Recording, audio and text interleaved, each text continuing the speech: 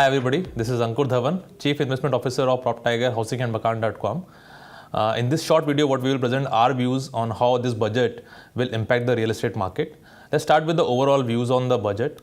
The budget looks clearly crafted for the rural and agriculture economy.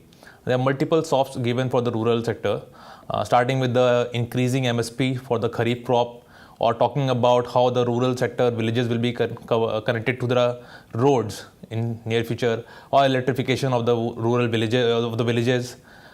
Multiple softs have been given for rural economy.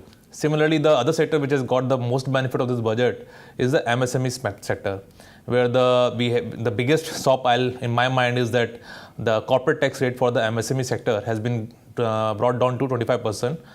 For any MSME who has the turnover of less than 250 crore as per the last year.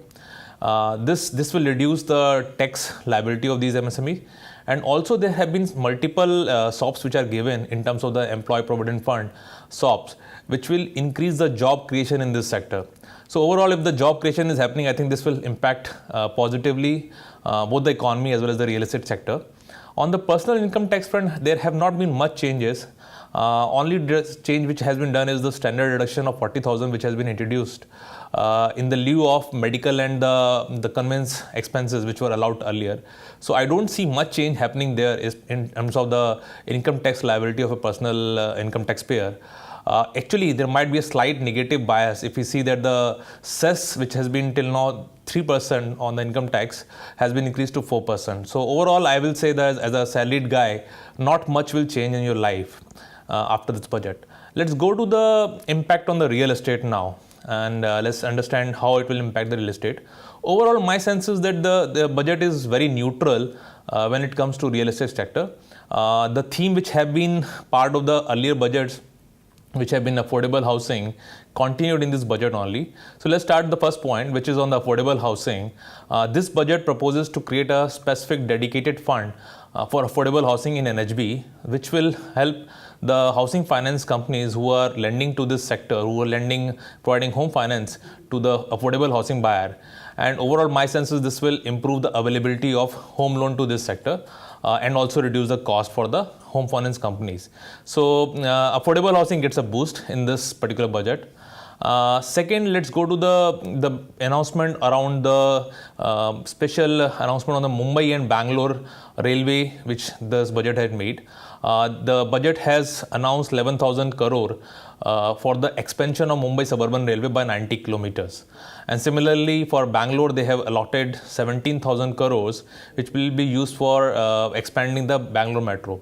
As we know, both the cities right now are really struggling when it comes to infrastructure, and there's not much land available within the city. So whatever affordable housing is being developed outside in outskirts of the city.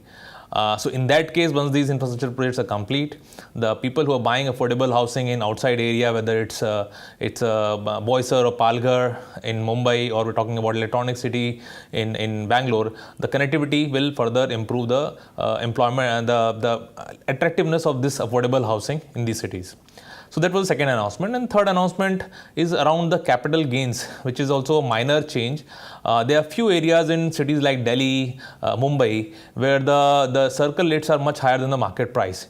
In these cases, as if you are doing a transaction, both the buyer and seller are penalized by the income tax. So to avoid that, I think the government has given only 5% adjustment. In case your circle rate is 5% higher than the actual consideration, you will not have to pay the penalty. So there is a minor benefit to the localities where this kind of structure has happened, and this will increase the transactions in those localities. And finally, this is regarding the recapitalization of PSU banks. The announcement was already made about this earlier as well. If you look at if the PSU banks are capitalized properly, they will be able to do a additional lending of 5 lakh crore.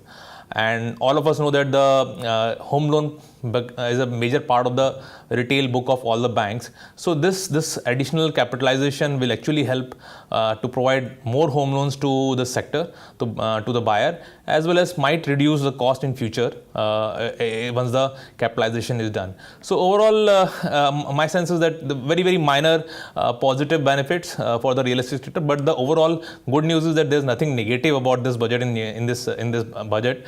Overall sector looks to poised to the growth growth after the RERA and GST which has been implemented last year. We look forward to further growth in the sector. Thank you.